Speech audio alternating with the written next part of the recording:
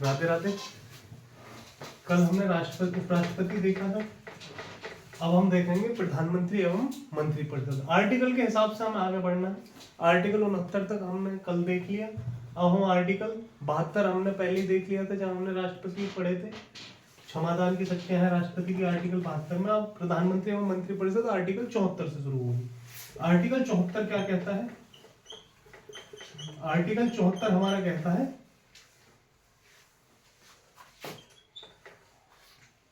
राष्ट्रपति को सलाह देने के लिए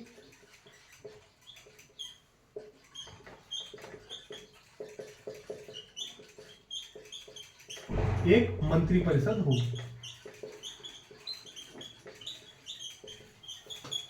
ये बोलता है हमारा article 74। Very very most important है आर्टिकल 74, 75 और 75 का थर्ड। आर्टिकल 74 बात करता है मंत्रिपरिषद की, और मंत्रिपरिषद का मुखिया कौन होगा? प्रधानमंत्री।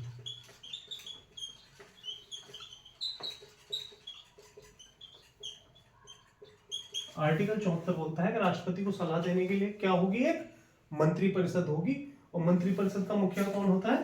प्रधानमंत्री। अब आर्टिकल 75 क्या कहता है? आर्टिकल 75 कहता है प्रधानमंत्री की नियुक्ति राष्ट्रपति के द्वारा की जाएगी।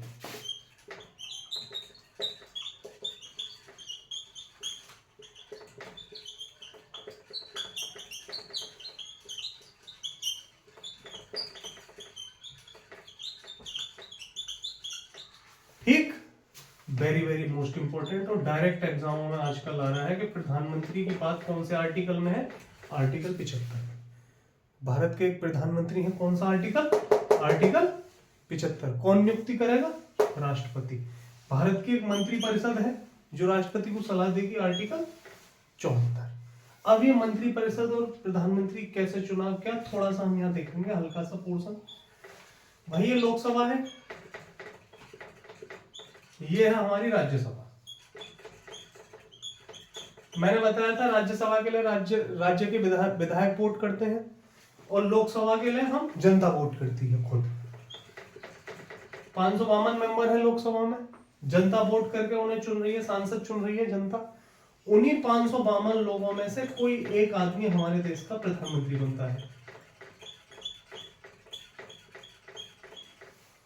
प्रधानमंत्री। तो जो आदमी प्रधानमंत्री बनना है, कौन नियुक्ति कर रहा है? आर्टिकल 75 के थ्रू राष्ट्रपति। ठीक है, पेपर में क्वेश्चन डायरेक्ट आएगा प्रधानमंत्री कौन से आर्टिकल में? आर्टिकल 75 में। इन प्रधानमंत्री के साथ एक मंत्रिपरिषद भी नियुक्त करी जाती है। वो मंत्रिपरिषद कौन से आर्टिकल में है? आर्टिकल 74 में। क्यों? राष्ट्रपति को सलाह देने के लिए अलग अलग मुद्दों पे, जैसे आपातकाल लगाना है तो उन मुद्दों पे सलाह देने के लिए। आया ये चीज समझ?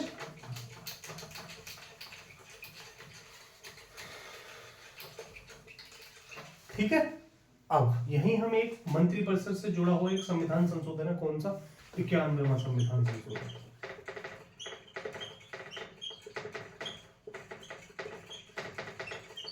क्या बोलता है? 2003 में आया।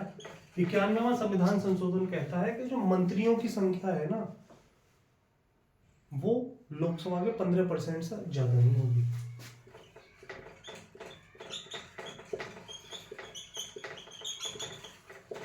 पंद्रह % से अधिक नहीं होगी। अब भाई 552 मेंबर थे लोकसभा में, 552 का 15% लोग, 552 का 15% निकाल लो, इतने आदमी केवल मंत्री बन सकते हैं केंद्र सरकार में बस। अब हम देखेंगे कितने प्रकार के मंत्री हैं। भाई कैबिनेट मंत्री होते हैं, राज्य मंत्री होते हैं, उनकी सहायता के लिए उप मंत्री होते हैं। 3 प्रकार के मंत्री होते हैं, उनसे मिलकर बनती है हमारी मंत्रिपरिषद। ठीक, उस मंत्रिपरिषद की संख्या कितनी होगी? ये 91वें संविधान संशोधन में फिक्स कर दी है कि 15%, सदन की संख्या के 15% से ज्यादा नहीं हो सकती। ठीक है, क्यों करी गई ये फिक्स? क्योंकि लोग लालच देकर सरकार गिरा देते थे पहले कि हमारे यहाँ आ जाओ तुम्हें मंत्री बना देंगे। तो इसलिए 91वां संविधान संशोधन बहुत इंपॉर्टेंट है। आया इतना समझ? आर्टिकल 74 में हमारी मंत्रिपरिषद, आर्टिकल 75 में प्रधानमंत्री की नियुक्ति कर रहे हैं राष्ट्रपति, कैसे प्रधानमंत्री का चुनाव हो रहा है? प्रत्यक्ष हो रहा है, जनता वोट करती है, लोकसभा के जो मेंबर हैं उनमें से 15% हम मंत्री बना रहे हैं और वही मंत्रिपरिषद राष्ट्रपति को सलाह देती है, आर्टिकल 74। ठीक है। अब मंत्रिपरिषद में कितने प्रकार के मंत्री हैं ये हम देखेंगे, और बहुत क्वेश्चन आते हैं यहां से आजकल।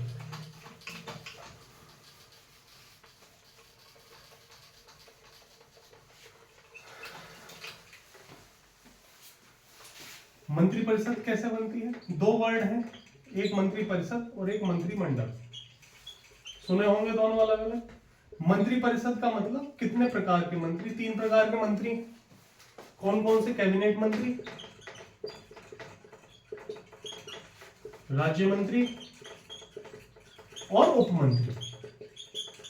3 प्रकार के मंत्री हैं। मंत्रिमंडल और मंत्रिपरिषद में अंतर क्या है? मंत्रिपरिषद का मतलब टोटल 15% जो मंत्री हैं, सारे मंत्री जो सब मंत्री हैं, ये तीनों मंत्रियों से मिलकर बनी है हमारी मंत्रिपरिषद। ठीक। मंत्रिमंडल में केवल कौन लोग आते हैं? कैबिनेट मंत्री। इतना अंतर है इसमें बस। मंत्रिमंडल में कौन आते हैं? केवल कैबिनेट मंत्री, जिनके पास बड़े बड़े मंत्रालय हैं, रक्षा मंत्रालय, गृह मंत्रालय, वित्त मंत्रालय, रेलवे मंत्रालय, वो सब कौन है? वो कैबिनेट मंत्री हैं। और टोटल को मिलाकर हम बोलते हैं मंत्रिपरिषद। तो मंत्रिमंडल और मंत्रिपरिषद में अंतर पता लगा। राष्ट्रपति को जो मेन सलाह हर चीज, जैसे आपातकाल लगाना है तो लिखित सलाह कौन देगा? मंत्रिमंडल लिखित सलाह देगा, तभी राष्ट्रपति आपातकाल लगा सकते हैं, आर्टिकल 352। ठीक है, आया समझ? आगे एक चीज यही देख लो, कोई सदस्य है, कोई आदमी है जो संसद का सदस्य नहीं है, उसे सरकार ने मंत्री नियुक्त कर दिया। मान लो जैसे हमारे एस जयशंकर हैं विदेश मंत्री, वो ना राज्यसभा के सदस्य थे ना लोकसभा के सदस्य थे। तो अगर कोई ऐसा आदमी जो मंत्री नहीं है, सरकार उसे मंत्री बना रही है या प्रधानमंत्री बना रही है, वो उसे 6 महीने के अंदर संसद की सदस्यता ग्रहण करनी अनिवार्य है। कितने महीने के अंदर? 6 महीने के अंदर संसद की सदस्यता ले लेगा। कैसे लेता है? राष्ट्रपति मनोनीत कर देते हैं। राज्यसभा में 12 मनोनीत करते हैं, लोकसभा में 2 मनोनीत करते हैं। तो अगर कोई ऐसा व्यक्ति जो मंत्री बना दिया गया है और वो संसद का सदस्य नहीं है, तो कितने महीने के अंदर संसद की सदस्यता ले ले? 6 महीने के अंदर। ठीक है, ये मेन इंपोर्टेंट है।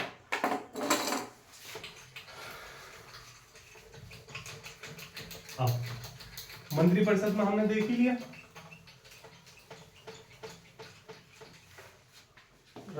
प्रधानमंत्री की नियुक्ति कौन कर रहे हैं? राष्ट्रपति। शपथ कौन दिलाएगा? राष्ट्रपति। त्याग पत्र किसे देंगे? राष्ट्रपति। ठीक, आया इतना समझ? अब कहां से लिया गया है प्रधानमंत्री का पद? मैंने जब संसदीय प्रणाली पढ़ाई थी, जब स्रोत बताए थे, तब बता दिए थे कहां से लिया गया है ये पद? ब्रिटेन से। भाई हमारी पूरी संसदीय प्रणाली हमने ब्रिटेन से ली है ना, तो प्रधानमंत्री और मंत्रिपरिषद कहां से ली गई है? ब्रिटेन से। ठीक, अब जो फैक्ट है प्रधानमंत्री से संबंधित वो देखेंगे हम। क्या है फैक्ट? फैक्ट ये, पहले प्रधानमंत्री कौन थे? पंडित जवाहरलाल नेहरू।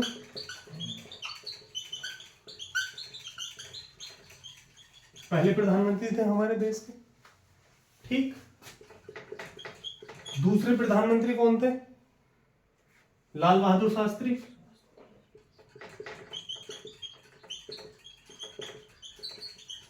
क्या फैक्ट है इनसे संबंधित? पहले प्रधानमंत्री जो विदेश में मरे थे। भारत के एकमात्र प्रधानमंत्री हैं जिनकी मृत्यु विदेश में हुई थी। कहां हुई थी? कहां हुई थी इनकी मृत्यु? ताशकंद, उज्बेकिस्तान में।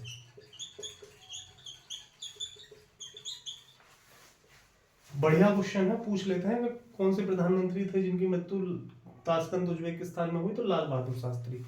जब इनकी मृत्यु हो गई कार्यकाल के दौरान, तब एक कार्यवाहक प्रधानमंत्री बने थे। कौन? गुलजारी लाल नंदा। कार्यवाहक प्रधानमंत्री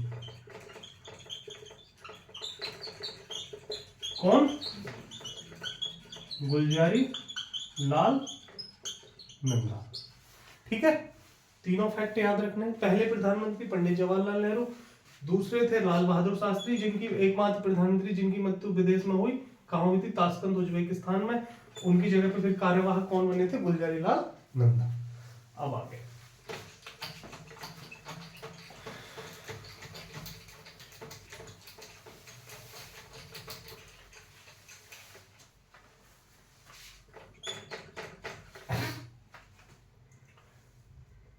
एकमात्र प्रधानमंत्री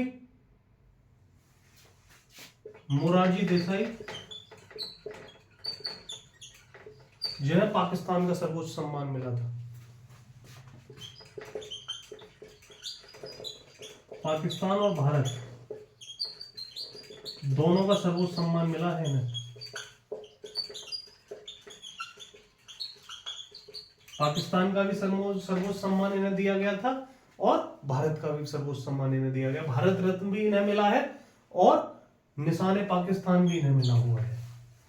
मोरारजी देसाई 1977 में जनता पार्टी की सरकार आई थी, 44वां संविधान संशोधन हटा था उस टाइम। ये 44वें संविधान संशोधन से संपत्ति का अधिकार हटा था ना 1978 में, तब किसकी सरकार थी? जनता पार्टी की। प्रधानमंत्री कौन थे? मोरारजी देसाई। तो ये क्वेश्चन ईपीएफ में आया है। अगले प्रधानमंत्री जिनसे जुड़ा हुआ एक फैक्ट है, क्या ऐसे प्रधानमंत्री जो कभी लोकसभा नहीं गए, कौन थे? चौधरी चरण सिंह।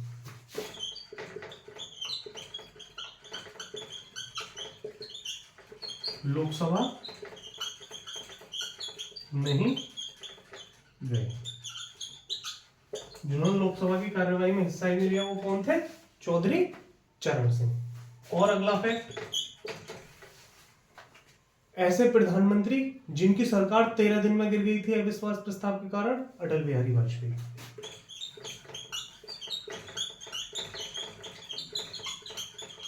कितने दिन में गिर गई थी इनकी सरकार? 13 दिन में। किसके कारण? मैंने बताया था कि अविश्वास प्रस्ताव आ जाता है, उसके कारण अटल बिहारी वाजपेयी जो थे, इनकी सरकार 13 दिन के अंदर गिर गई थी। ठीक है, ये फैक्ट जो डायरेक्ट पेपरों में आते हैं। पहली बार लोकसभा नहीं गए चौधरी चरण सिंह, दोनों देशों का सर्वोच्च सम्मान मोरारजी देसाई। एकमात्र प्रधानमंत्री जो राज्यसभा की सदस्य थी, इंदिरा गांधी। भाई प्रधानमंत्री बनने के लिए ये फिक्स नहीं है कि हमें लोकसभा का ही सदस्य होना जरूरी है, हम राज्यसभा के भी सदस्य हो सकते हैं अगर हमें प्रधानमंत्री बनना है तो। बस शर्त यह है कि कार्यवाही में लोकसभा में हिस्सा लेंगे लेकिन वोट नहीं डालेंगे। ठीक है। और कोई सदस्य जो मंत्री या प्रधानमंत्री बना दिया गया है और संसद का सदस्य नहीं है, उसे 6 महीने के अंदर सदस्यता लेनी अनिवार्य है। ठीक है, इतने देख लिए। अब कौन है हमारे देश के प्रधानमंत्री इस टाइम? 14वें हैं। कौन? नरेंद्र मोदी। ठीक है।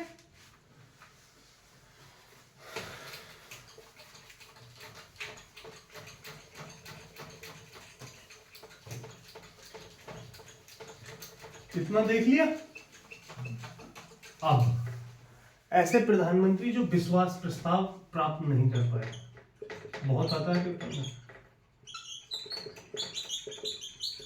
जो विश्वास मत हासिल नहीं कर पाए,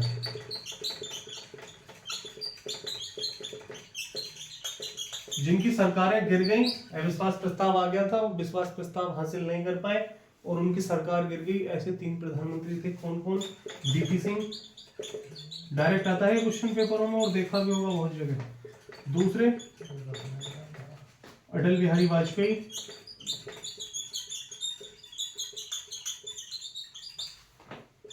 तीसरे एच.सी. देवगौड़ा। ये 3 प्रधानमंत्री ऐसे थे जो विश्वास मत हासिल नहीं कर पाए संसद में और इनकी सरकार गिर गई। और ये क्वेश्चन डायरेक्ट तुम पेपरों में देखने को मिलेगा, डायरेक्ट अधिकतर आता है। ठीक है। एच.सी. देवगौड़ा। ठीक, आया इतना समझ? अब हम बात करते हैं, एक पद है उप प्रधानमंत्री का। ये पद स्थायी नहीं है, लेकिन जैसे हम डिप्टी सीएम बना देते हैं ना, ऐसे हम डिप्टी प्राइम मिनिस्टर भी बना देते थे सरकार में संतुलन बिठाने के लिए। कौन कौन लोग अब तक उप प्रधानमंत्री बने हैं वो हमें देखने हैं। बहुत आ जाता है पेपर में डायरेक्ट और हम कर नहीं पाते हैं। पहले उप प्रधानमंत्री 7-8 लोग हैं जो अब तक बने, वो हमें देखने हैं। कौन पहले बने थे? कौन? सरदार वल्लभ भाई पटेल।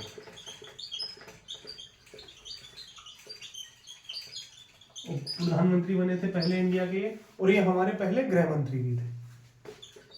कौन थे पहले? गृह मंत्री। पूछता है पहले गृह मंत्री कौन थे? सरदार वल्लभ भाई पटेल। ठीक है, इन्हें क्या बोलते थे? लौह पुरुष।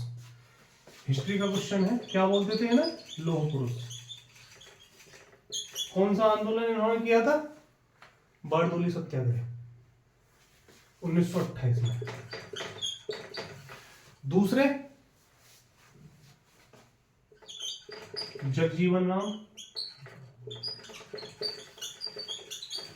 देवीलाल, लाल कृष्ण आडवाणी,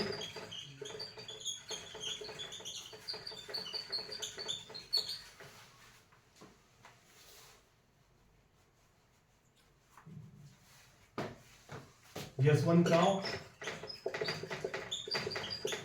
मोरारजी देसाई,